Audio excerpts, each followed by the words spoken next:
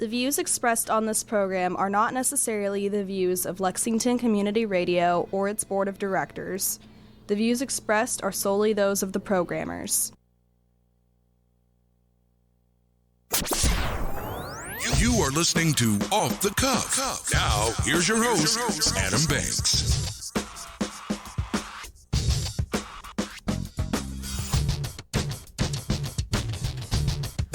Welcome, everybody, to Off the Cuff. I am Adam Banks, coming at you live from Lexington, Kentucky. Thank you for tuning in to the show, and thank you for listening. In addition to listening to us on the radio, you can check out our Facebook live stream at Off the Cuff with Adam Banks, or you can download the Radio Lex app on your smartphone device to listen to us anywhere in the entire world. Amber Turner and I are both broadcasting from the Deborah Hensley Studios here at Radio Lex on North Limestone. Amber, how are you doing this beautiful Thursday? It is a beautiful Thursday. We had a nice drive in, too. Normally, it's not beautiful on Thursday, but today it is. Things are starting to look up, at least here in Kentucky. The mask mandate is being lifted.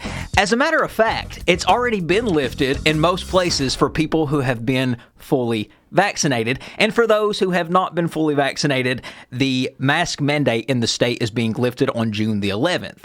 Now, here's the thing.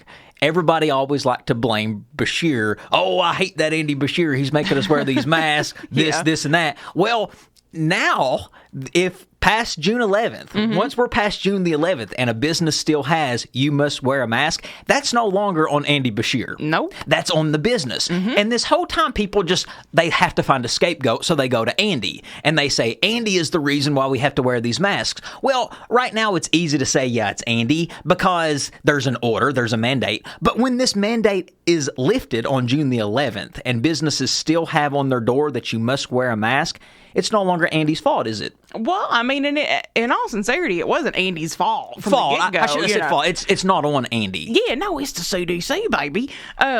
But, I mean... Well, it's on personal businesses at that point. Yes, by that point, yes, it is absolutely 100% the business owners, as it is their right to do that. I mean, we've been doing, no shoes, no shirt, no service for how long? Right. I mean, maybe mask is just going to be added in there now. But isn't it so funny how when people get used to something, they don't want to change away from it? At first, mask was the stupidest thing in the world to everybody. People couldn't stand to wear them. They couldn't. And now you have people that don't want to go anywhere without them. I, in all sincerity, don't know if I want to fully transition back to no mask. I've enjoyed it. You've enjoyed it. It gives you it helps you be more discreet. Well, not only that, but, I get to go out, as a woman, I'm told all the time, oh, you're so pretty, won't you smile a little bit? So I'm taking this one for the ladies. Like, I'm sure a lot of us are probably tired of getting told to smile more. Oh, I don't have to do anything. Like, I literally could be, sticking my tongue out at you, and you have no clue. So I guess what you were saying, the anonymity, I like that. I've learned to read eyes.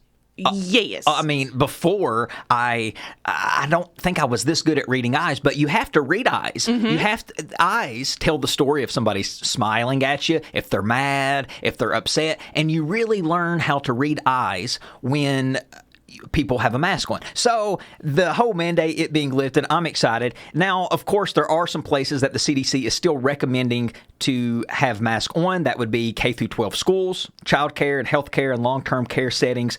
They saying should still wear masks. I don't look, and neither does Andy Bashir, look for K through 12 schools to keep the mandate when August arrives. I don't either. Andy's even went on and said he doesn't look for it to be, which I think this is just positive. And Andy has also been quoted as saying that things will be back to normal on June the 11th. What's normal, though? No, I think when people say that, when people say back to normal, I think they're talking about how it was pre-COVID. And I'm not talking about... I'm just talking about how it was pre-COVID. Yeah. The month February 2020 is what he's talking about. I just don't really think we can ever get back to that, though. I really, in all sincerity, no. I don't. I think so much has changed, in it's been 405 days or something like that since, coronavirus has been a hot topic in the U.S. I mean... What do you think is going to be the biggest change post wearing these masks post-coronavirus in this world?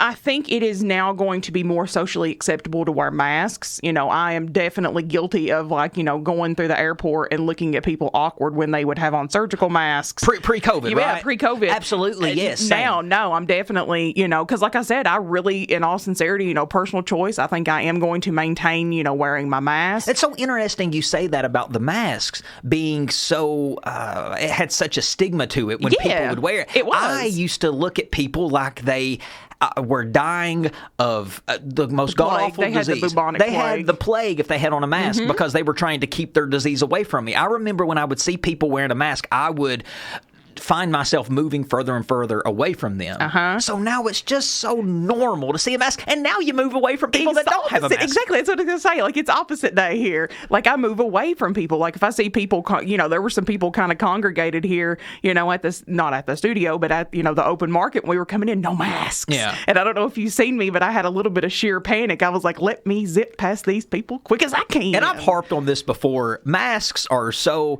the masks that people wear, they're so dirty. It's like they don't wash them at all. They'll take their mask off in their hands that they've been touching everything with. They'll take it off. They'll hold it in their hand. They'll throw it on the table. Don't wash it. They'll eat their lunch, and then they'll pick up that mask that they threw on the nasty table and put it right back on their mouth and nose where the perfect places for COVID to enter your body. They put the mask right there. So to me, it's almost more of a danger to put a mask on unless the mask is put on the correct way. And the only way to put on a mask the correct way would be to buy a disposable one and put it on and then immediately throw it away when you take it off.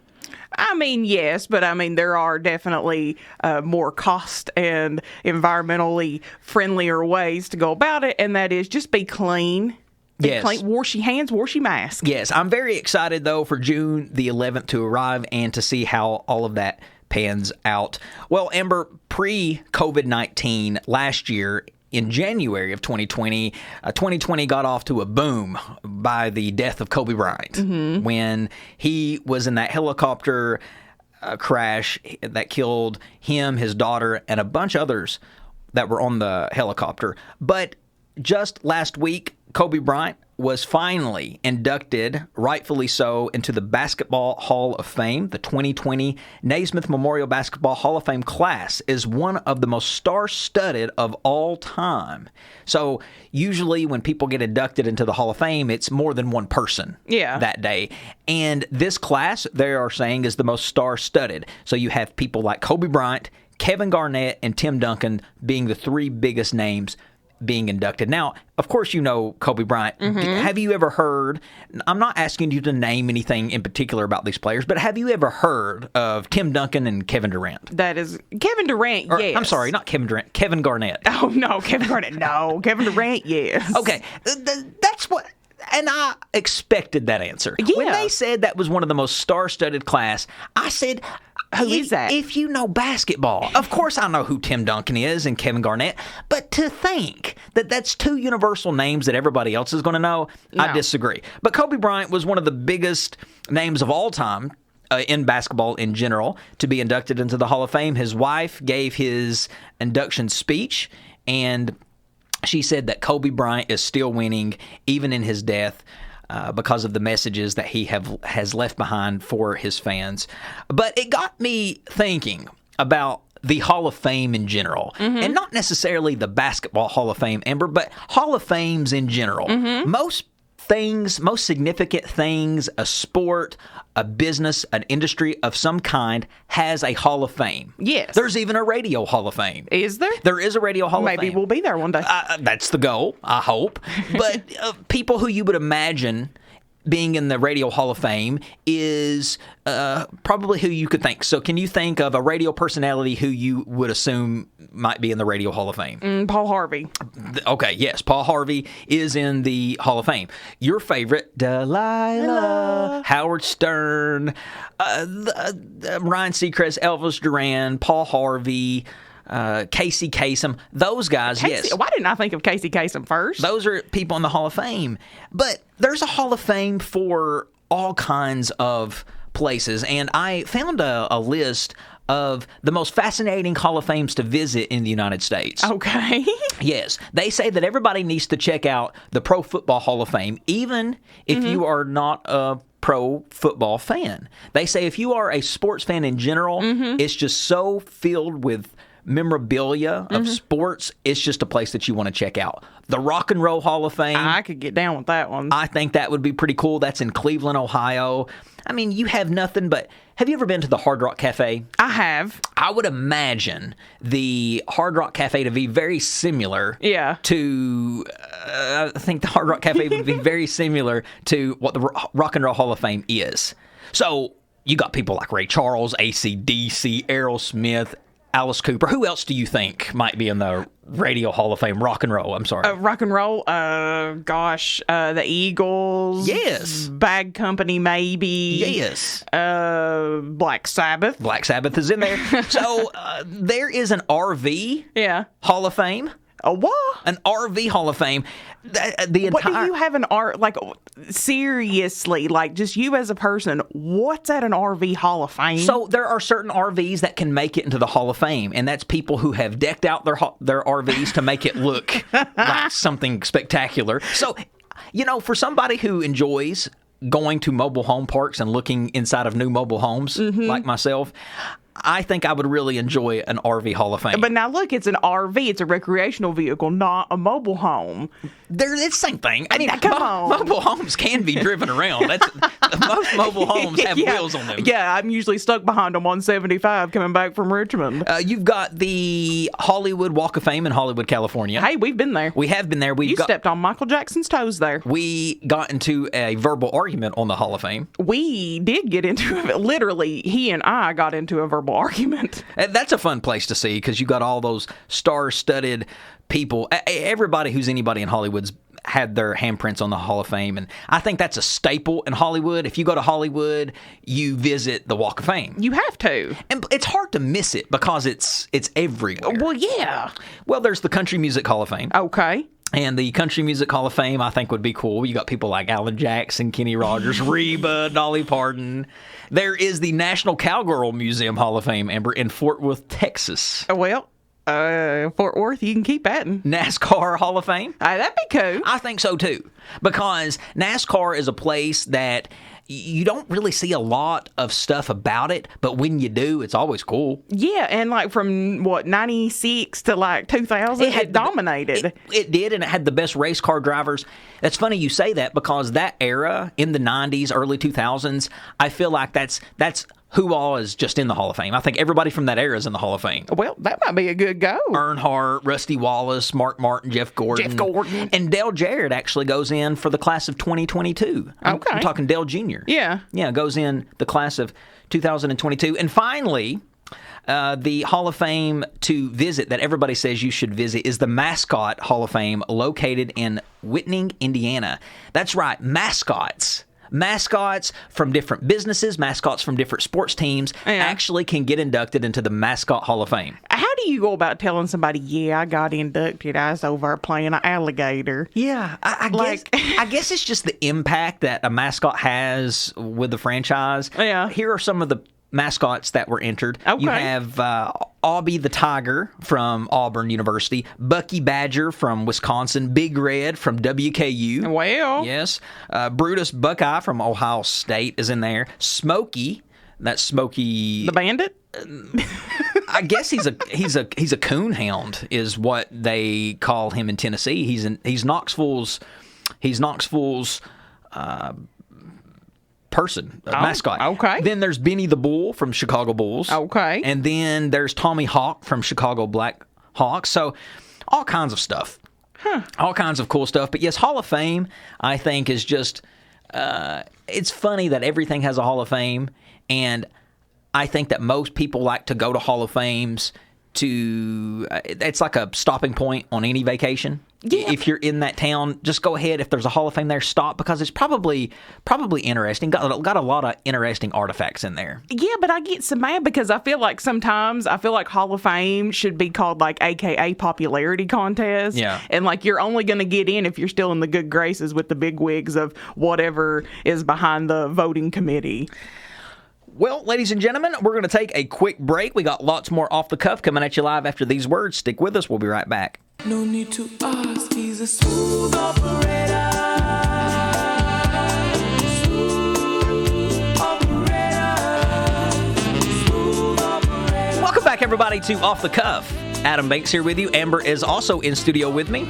Last week, we got a lot of feedback on last week's episode over one of our topics that we did. We talked about 911 phone calls. Oh, man. And we got a lot of feedback, good and bad. And let me just tell you something, folks. I've heard a lot of people say that Off the Cuff might have went a little too far last week with the 911 phone calls. And here's why I'm going to defend my decision of playing those 911 phone calls is because of how real they are.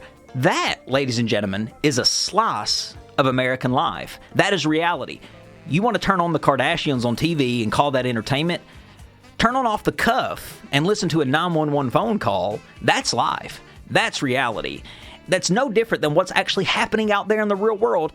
It's public record, and that's what I'm going to say about that. But I started thinking, Amber, about the 911 phone calls that we did last week, and 911 operators. What I love about the 911 operators is that it is still a job where there's an actual human being doing the actual talking on the phone. Yeah. It's not robotic. There's actually somebody there that will answer your call at any beck and time if you call 911. And it got me thinking about a job that used to exist, a job that used to be really prevalent, and that is the telephone operator. Yes. The telephone operator is a job that still is around. It's just not as prevalent as it used to be. Back in the day, you could dial 0 on the phone, and it would direct you to a real-life, real human being operator. Yes. It used to be an actual job that people used to do.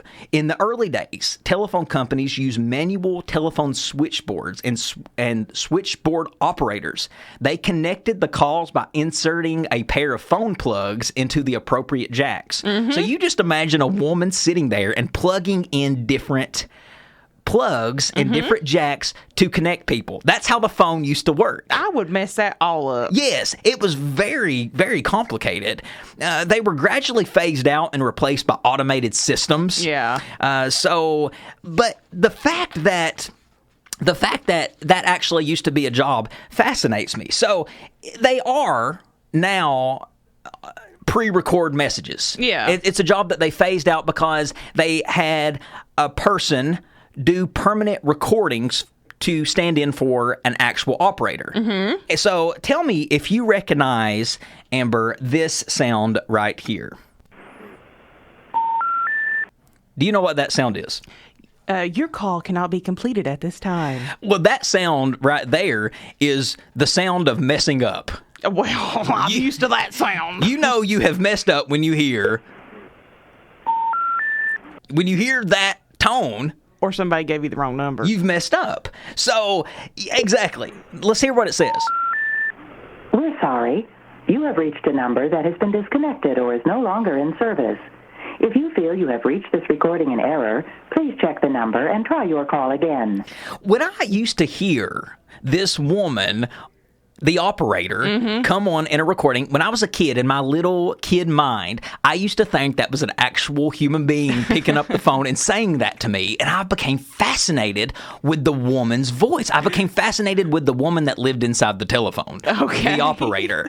And this woman is actually a real person. Yeah. Did you know that? I did. This woman that did all of these pre-recorded messages in the 80s when they started to phase out the operating job, this woman's name is Jane Barbie. She's an actual person. Her name's Jane Barbie. Here is another recording that you might recognize.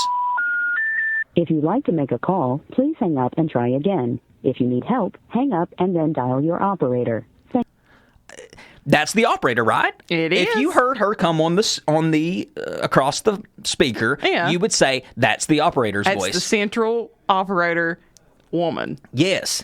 And here's another one. Here is another one of Jane Barbie doing a operating recording. Number you have reached, 752-0000, has been changed. The new number is 727-6661. If you need So No, I don't remember ever hearing that one. I became fascinated with Jane Barbie, this operator. Who is she? What's she all about? Where does she come from? Who is this person? I just want to know more about this woman, because did you know that her voice has been heard by more people than any other female in the world today? Is she also the voicemail lady, too? You talking about Siri? No, like the original voicemail. I think, was she not the original voicemail? Yes. Okay, that's what I was thinking. Absolutely. So I tracked down, now this is a rare find, but I tracked down an interview that the operator did. Oh, Lord. So you're going to actually hear, ladies and gentlemen, the operator speak in a normal conversation. Having a normal conversation. This is the operator now, the iconic operator that you've heard for many, many years. She's speaking in an interview. The first question the interviewer asks Jane Barbie is, does she get terrified thinking of how much she's listened to around the world? Take a listen. World. Of course not. I never thought about that, and I really don't think about it very much now, Dennis, because I think my knees would start knocking if I did. When I record, whether it be time and temperature or a weather message or a telephone intercept message, I think one-on-one. I'm talking to one person, because the whole idea of the service is to try and make it personable and friendly and conversational, so that people don't really feel like they're talking to a machine. So I don't really like to think about speaking to over 20 million people a day, which is what I'm told the statistic is. About half of that is divided between, I should say it's divided about half and half between people calling for time and temperature and weather, or getting a telephone intercept message, like the number you have dialed is temporarily disconnected or is not in service, or I'm sorry, all circuits are overloaded now. Would you try your call again later, please? I know you've gotten a million of those.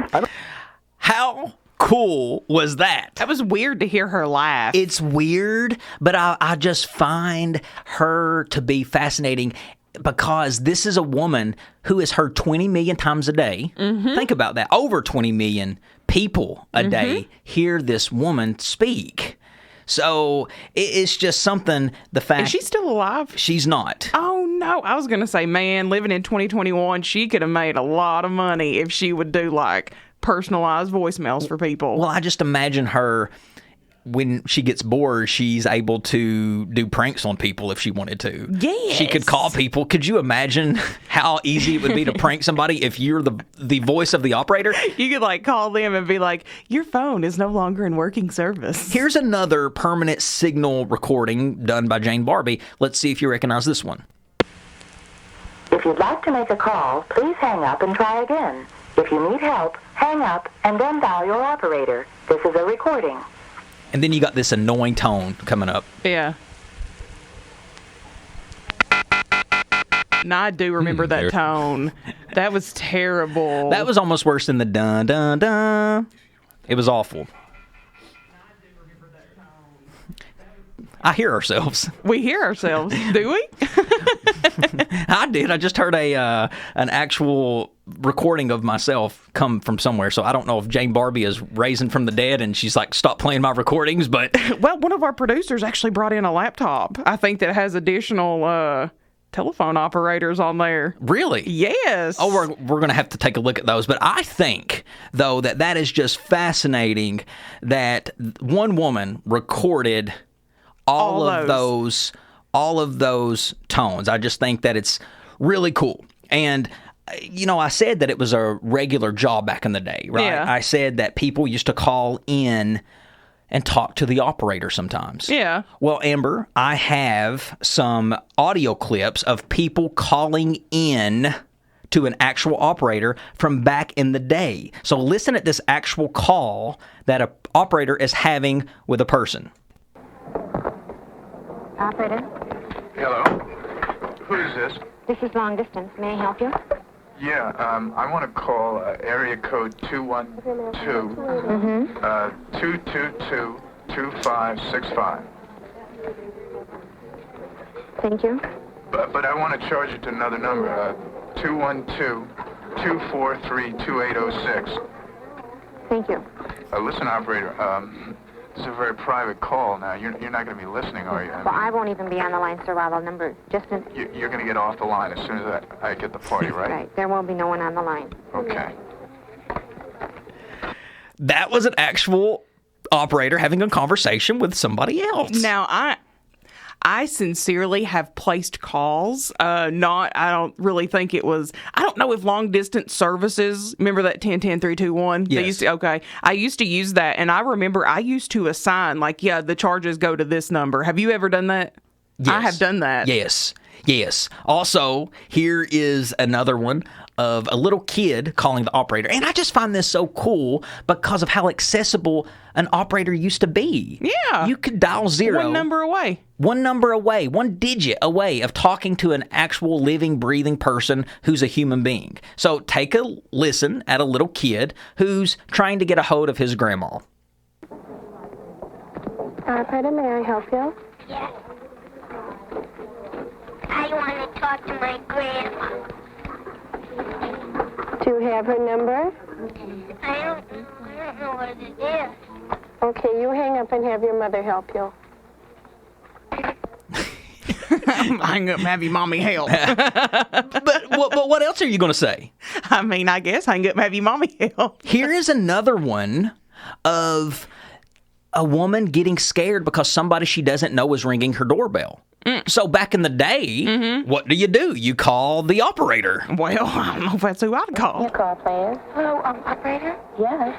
There's somebody outside ringing my doorbell. It scares me to death. It's incredible, and it's so stupid. Ma'am, the only thing I can suggest that you do is call the police. I'll connect you. Call the police. Wait, shh. Directory assistant. Here's another one. Hey, operator, I just woke up. I don't know if it's... the clock says 6, but I don't know if it's AM or... It's 6 p.m., sir. Thank you. You're welcome. It gives you... So, just Did he really call after a long nap? He called after a long nap just to check and see what time it was. He thought he was living in the time zone. So people would just call the operator just to see what time it was. Chit chat. If you couldn't get a hold of somebody, you just call the operator. Mm-hmm. Okay, here is another one. And this one right here is really humanizing what an operator is. This is a person having a conversation with the operator because, we still kind of get that sense sometimes, I guess, when we call AT&T or Verizon or customer service, we get an actual person sometimes on the phone. Yeah. Well, those are actually people. Well, yeah. I mean, they have lives too. They hurt. They cry. Yeah. Well, this is a conversation that the operator is having with a regular civilian in the world, one of the millions and millions of people who live out there. You don't know who this person is, and he doesn't know the operator, and he just starts treating the operator like a human being. Take a listen. Yeah, because I guess, you sort of often wonder, what an operator's like. I just hear a voice. Do you ever get feelings about customers? I mean, like somebody calls and you feel he's nice or he's unpleasant or something? We have that feeling. Huh? We have that feeling. Have you ever? Some customers are very nice. I get a lot of good... So he was just asking her, do you ever wonder what we're like? Because we wonder what you're like sometimes. What's the operator like? So I'm glad I'm not the only one. I was always fascinated with the operator, who she was, and even Jane Barbie, the real, true, iconic operator, I have to say. That one's going to be all you, Banks. But ladies and gentlemen, we're going to take a quick break. We got lots more off the cuff coming at you live after these words. Stick with us. We'll be right back. I think I'm cute. I know I'm sexy. I've got the look that drives a girl wild. Welcome back, everybody, to Off the Cuff. Adam Banks here with you. Amber is also in studio with me. Thank you for listening to the show. We were talking about phone operators on the last segment, and I almost came into the Shania Twain song, Whose Bed Have You Boots Been Under, because of that famous line.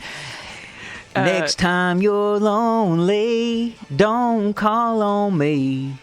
Call the operator. Maybe she'll be free. Yes, but that's funny because the operator is somebody that's always available to talk to you. Free. But I didn't. Instead, I came into this little gym. I make them feel like they're on Cloud 9. I'm just a sexy boy. Sexy. That is the Heartbreak Kid, Shawn Michaels. A&E has been doing these wrestling documentaries. They've done one over Stone Cold, which we talked about. They did one over Macho Man, which we talked about. And they recently did one over HBK Shawn Michaels. And I know what people are thinking right now. They're like, oh my gosh, is Adam really going to talk about wrestling again? Yes. Yes. Yes. That's a... Buddy, if our friends ever asked that, if somebody ever looked at you and asked you that question, I'd hope you get up and walk away. That ain't the table you want to be at. But the thing is people can listen to basketball talk and football talk and soccer talk and baseball talk and politics. But anytime people mention any type of wrestling,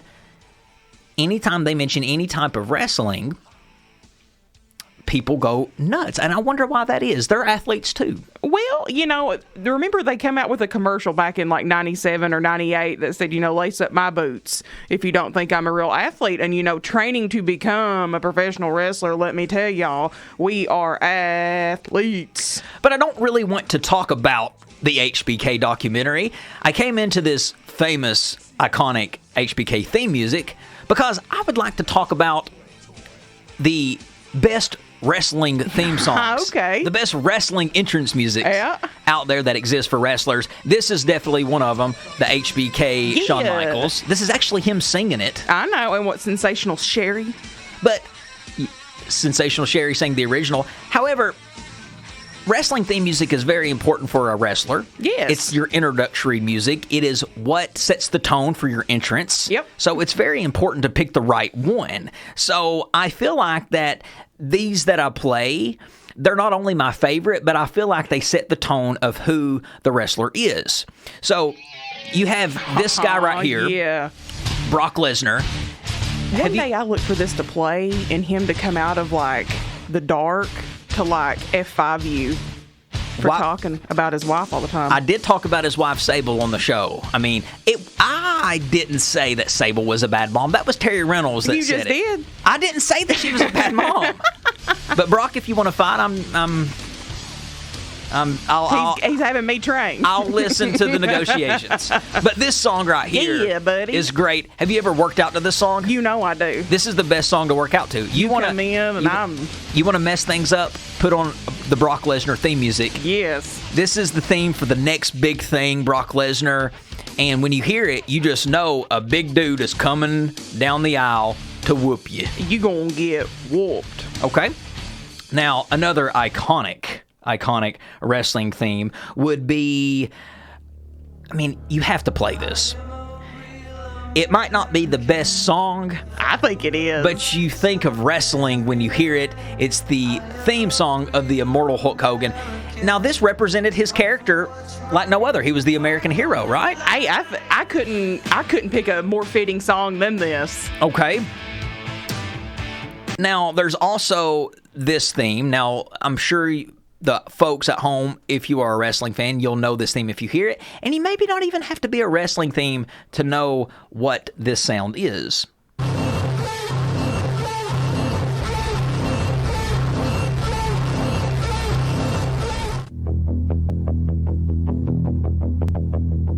Okay, that's not the original. I know. I was going to say break the wall, but it didn't say it. No, I thought it was going to play the original. Okay, maybe not such a fair song to play for everybody to recognize. You might recognize this song if you're not a wrestling fan.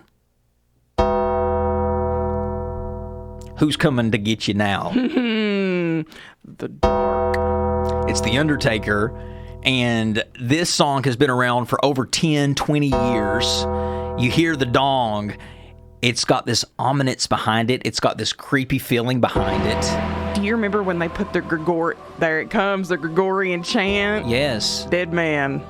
This might be top 3 most iconic theme songs of all time. This is used for so much other than wrestling, too. I know that when people want to show intimidation, they'll put on this music. Oh, yeah. They'll put on this music. We also have this theme. You can't forget about this theme. Yes.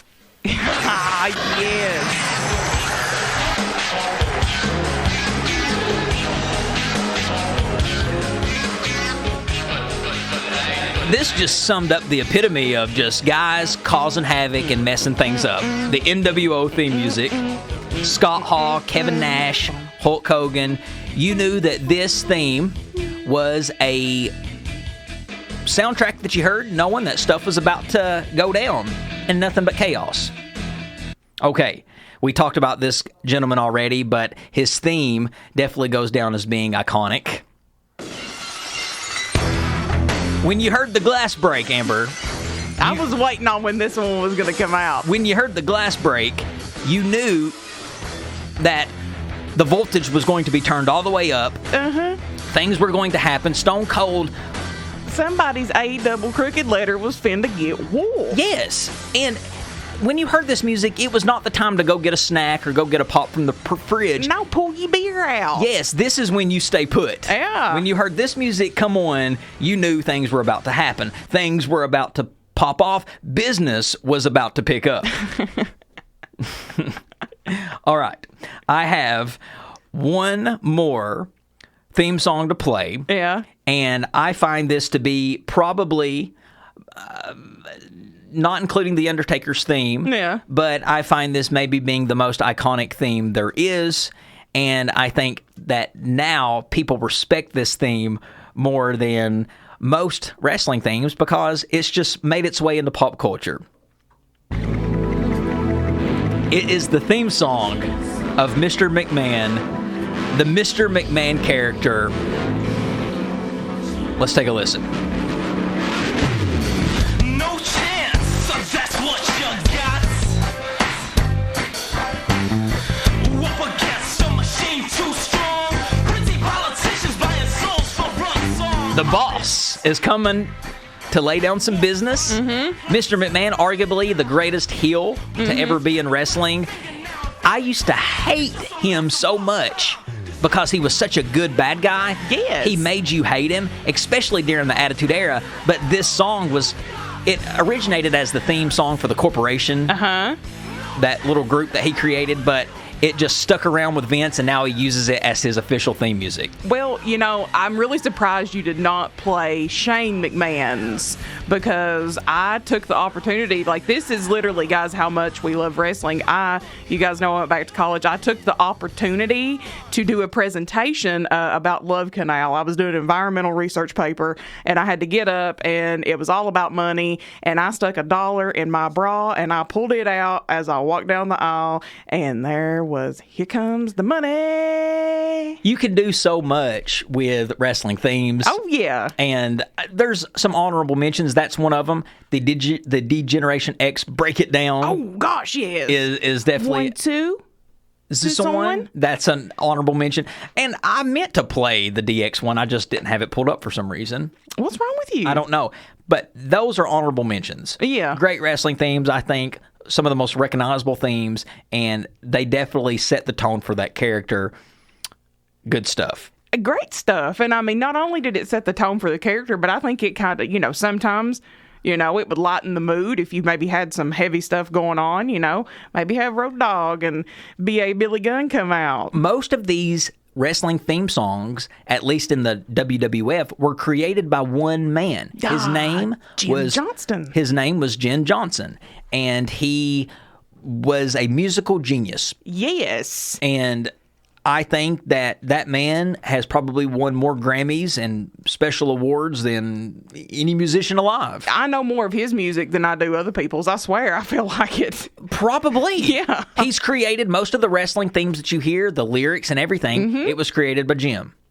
Thank you, Jim. Thank you for your beautiful contribution to society. I thought that was fun. But Shawn Michaels, yes, his A&E documentary was on A&E. They're playing replays for like the next couple of weeks on all of the ones that they're showing. I think next week we have Ultimate Warrior. So I'm definitely loving all of this wrestling stuff. All right, ladies and gentlemen, it is now time for Off the Cuff to take its Song of the Week break. Sit back, relax, roll down them windows if you're driving, and enjoy a little Spencer Ludwig, Best Life. We'll be right back after the song.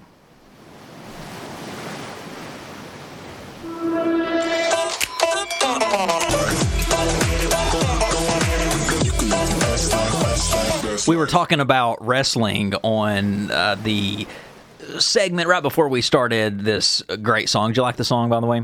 You know, you have some very interesting musical tastes. We were talking about wrestling, and Amber, I don't know if you've seen on social media at The Adam Banks, but I have posted a picture because I have started a wrestling action figure collection. A wrestling action figure collection.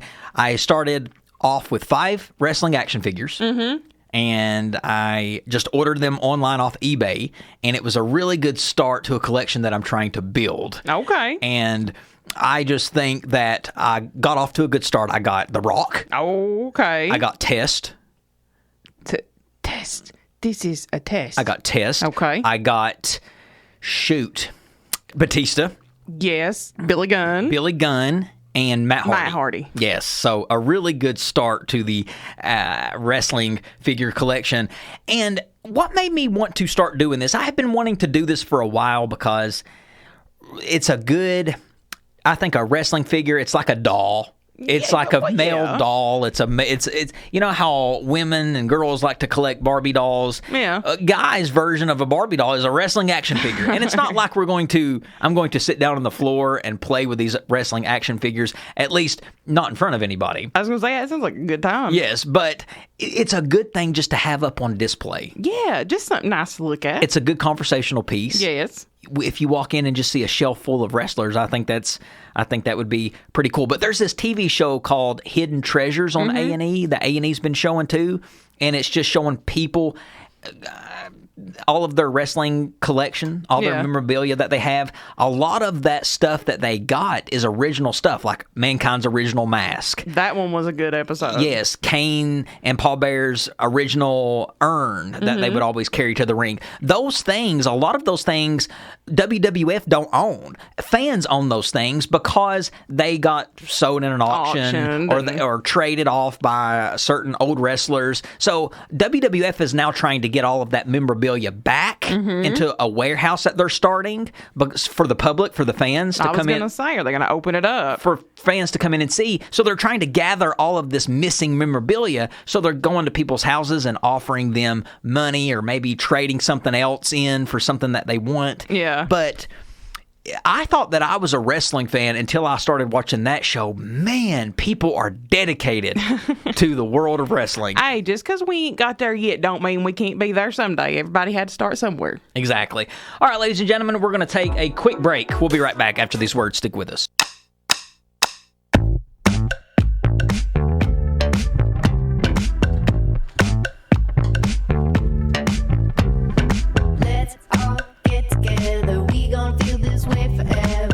Welcome back, everybody, to Off the Cuff. Adam Banks here with you. Amber is also in the studio with me. Last segment of the hour. We have heard of the dangerous bees that were flying around. Oh, murder hornets? The murder hornets. That's a mouthful. And we heard about the flying snakes. Oh, yeah. That were slithering around in the air a couple months ago. Well, now cicadas are entering Lexington and most places in Kentucky. There's actually 17 different states that these appear in. Mm-hmm. And Kentucky is one of those states. Real mature Kentucky. Yes. Well, the cicadas, I don't know much about those bugs. You mean, have you ever had one stuck in the house with you? No. So maybe you can answer some questions for me. Well. Why? So these cicadas, they apparently go into hiding for 17 years? Yes, they go underground, do their thing, and then they re-emerge from the ground. So 17 years. So that makes the last time that we've seen cicadas, let's see, do the math, carry the 3, add the 0 with 1, divided by 4. That's 2001. No, that's 2003. What is that? 17, 18, 19, 20, 20. That's 2004. And I was waiting for you to jump in and help me. I literally was not going to do math on that. Yes. But 2004 was the last time that we seen cicadas. And the reason, according to research, as to why they go away for 17 years is because they like to climb up in their trees and mate. And it takes... For 17 years? For 17 years. They like to get it on. Well, maybe I should come back as a cicada. Yep.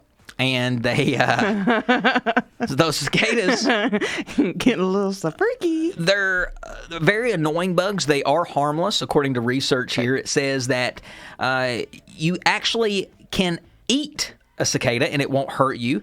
Some people find the cicadas unappetizing. Some people find them appetizing. I would not try to find out either. I would literally love to meet the people that eat cicadas to determine whether or not they were satisfactory or unsatisfactory. Now, do cicadas bite people or animals? The answer to that is no. It says cicadas don't bite or sting defensively, and they are not toxic or poisonous. Can your animals eat cicadas? It says that it will not harm your animal. However, it could make your animal, dog, cat, sick if they eat a lot of them. Now, if they find a bunch of cicadas, guess what? They're going to eat a lot of them. Yeah. They're going to tear it up. They won't die. Your dogs will not die, but it can make them sick. Yeah. So if you have an outside dog and you see them hanging around a place for a long time, it's probably because they found a family of cicadas. They're having a massacre of cicadas. You might want to go interrupt. Is it safe for your plants? Experts say that young trees and unhealthy saplings are the most vulnerable to damage from cicadas because the female cicadas dig small slits into thin branches to lay their eggs. So for the most part, they're not really dangerous, but we are going to start seeing them. They come from the ground? Sometimes they'll come from the ground. I mean, I didn't know they went up in trees to mate for 17 years. Yeah. All I know is the sound that these things make is like... That's another thing. They're very, very loud, too. Yeah, like I just envision like when Jim Carrey was thinking of that scene in Dumb and Dumber when he's like, do you want to hear the most annoying sound in the world? Like it straight up was from a cicada. Well, according to research here, it says...